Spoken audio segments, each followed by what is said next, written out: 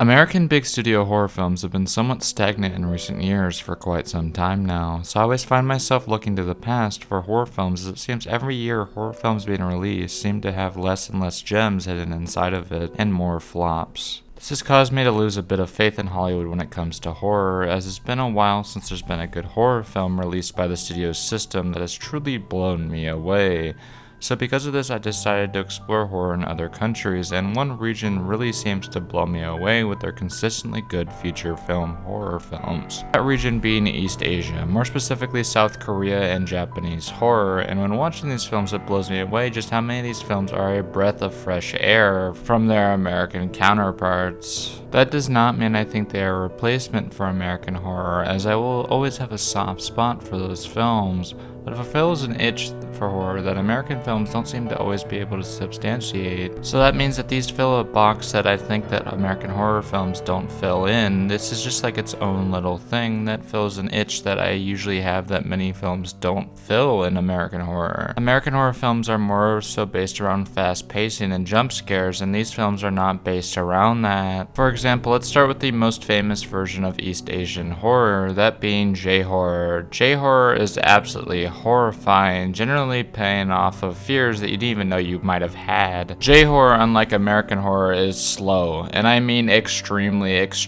slow. If you got used to the style of horror popularized by studios like Blumhouse, then the genre may not be for you, as these films are slow. Most films in J-horror are extremely slow, as the horror of the genre doesn't generally come from slasher villains and aliens. It generally comes from something more traditional and folklore adjacent, and who the protagonist and who's the villain can be extremely blurred. For example, there's the 1999 film Audition, which does this blurring to an extreme degree. Audition follows Ryo, an old widowed man who works with his friend, a film producer, to try and get him a new young wife. This poses Ryu, the main character, as somewhat of a creep, an older man looking for purposely young women, and we almost feel bad for the target he picks, Asami, a young model, as they begin to date. Let me say this, he is not a good guy, he is a bad person. He is purposely looking for younger women in a way that is extremely creepy. And when you're first watching the film, you'll start to feel bad for Asami, as you know she's getting into something with this older man, and the film doesn't pose this as a horror film at the very beginning. And because of that, the film is shot masterfully, because it gets you to let your guard down. It's shot like a romance, so when you're watching it, it makes you think that this is just a creepy romance film somewhat. Then it rapidly turns the tables, as it's revealed that Asami is strange. And when I say strange, I mean strange. And before we go any further, I should preface by saying major spoilers for all the films that we're going to be covering ahead. If you haven't seen these, click off, watch it, then come back. Now let's continue on with the video. So it's revealed Asami is in fact a crazy serial killer who enjoys torturing every man that has wronged her in any sort of way. For example, she enjoyed cutting the tongue off of a man at a nightclub and cutting the head off of her piano instructor who had abused her as a child. Eventually she ends up sleeping with the main character anyways, but this leads to things just getting worse as she proceeds to get more and more violent as a punishment for his unchecked sexuality. Although she isn't a creature of folklore like many other Japanese horror films, she behaves like one, as she acts like almost a vengeful spirit who cannot be stopped and enacts danger on anyone who wrongs her in any sort of way. But here's where the level of nuance comes in. The people that do this stuff to her are generally sleazy and bad people. They're pretty abusive in almost every sort of way, so you start to feel somewhat bad for her at the same time, but she's also a serial killer. So there's a level of nuance here that most American horror films do not have. And as said earlier, with the first half being shot like a sleazy romance film where the main character is a creep, but by the second half of the film, you are filled with pure disgust by what you are seeing, as it's not just him who's a creepy person, everyone in this film is a creep. See, after many years of taking down men who have wronged her, she has gotten really good at dispatching of them in the most painful ways possible, as she captures within this film one of the most painful experiences of torture put to screen. The ending sequence, about 10 to 15 minutes long, will leave you absolutely squirming in your seat, as she finds every single point of pain for the main character, and you can tell everything that he is going through has to be one of the most painful painful experiences that he has ever had. But what makes this film different is the level of nuance given to these characters. The film doesn't explicitly have a good character, as for the first half of the film, the main character is the villain. He is a bad guy preying on young women to try and make himself happy. That's what makes these films so special. They just have a layer of complexity to them that a lot of American films don't have. Another film from the region I would be upset not to talk about is Ju-on the Grudge, specifically the Japanese original, not the American remake of the same name.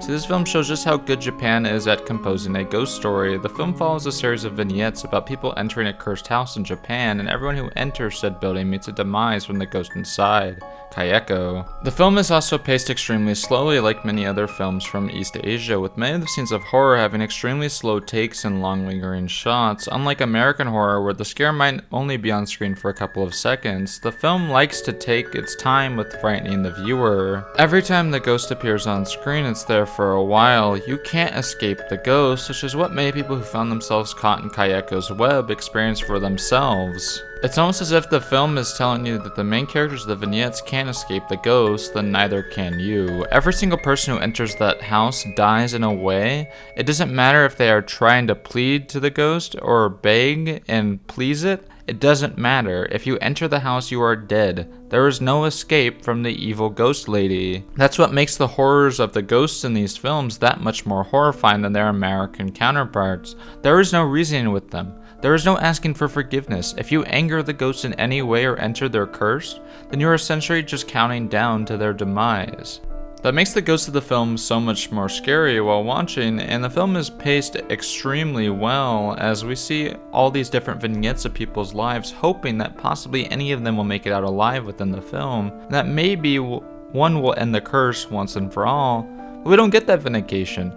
Every single person in this film dies a horrific death at the hands of Kayeko, and there's nothing that they're able to do to stop it. And that makes this film just so terrifying. There's absolutely nothing that any of these characters can do to survive. They are doomed from the moment they step foot into that house. This brand of horror isn't exclusive to Japan. It also continues into countries like South Korea, and the film I'll be using as an example for South Korea is The Wailing from 2016. The film follows a cop in rural Korea who is somewhat of a failure. After a Japanese man appears in the town, some town folks start to go crazy and kill each other, causing chaos within the town. And they start to piece together that everyone who meets said Japanese man are the ones who start to go crazy and cause chaos that they are seeing in the town. And things proceed to get worse as it seems that the next person who's going to go crazy is the man's daughter, as she begins to get more and more violent, and they begin to search for the Japanese man, who begins to do religious rituals to try and get rid of the daughter. So in the return, they start to find their own religious rituals to try and get rid of what the daughter is experiences, as they believe what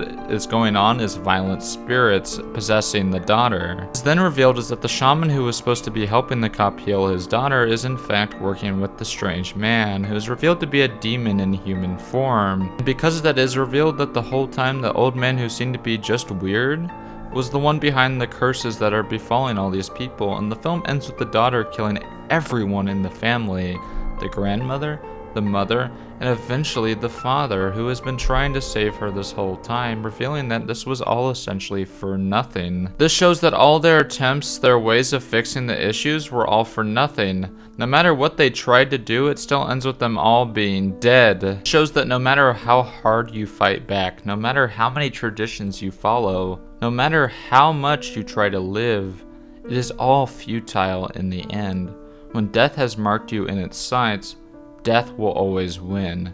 There is no escape from death. You can try all you want to survive from death, but in the end it's all futile anyways, and this ending is extremely bleak. Throughout the film you're hoping he will be able to save his daughter, but all this film was essentially meaningless because even though he makes every single right decision throughout the film, he still ends up losing to the higher powers within his own life, and it ends up killing him and his whole family. Now let's summarize why I think East Asian horror works so well and differently than American horror and other similar genres of horror. See, a lot of these films are extremely bleak, even if the film has a good guy within the film, which generally the films are left a little bit more nuanced than a bad and a good guy. Good guy almost always loses, as life itself generally works that way as well. You might try your best to be a good person, but at the end of the day, there are some things you cannot escape, which is one of the things that makes these films so great. Another spectacular part of the horror of the films is just how slow the horror of the films are. It's not a quick flash of the villain like a jump scare. No, instead each scene lingers on the horrors that we are witnessing throughout the film, and that's what makes it so spectacular. You can't escape the horrors that you are seeing on screen, and they are there and you have to see them. And then the final thing I love about these horror films is just how little cutting there is. Like before, the tension of the film is enhanced as your brain is trained to think that something is going to go wrong. And unlike American horror films, it's not crazy fast cutting that kills all the tensions in the scene. It's slow and methodical cutting that builds up tension as the scene goes along, and that's what makes it so great. And that's the reasons why I think Japanese and East Asian horror in general is just so well done. And if you like this video, to like and subscribe, and let me know down in the comments down below what your thoughts of the video are, and I will see you guys next week.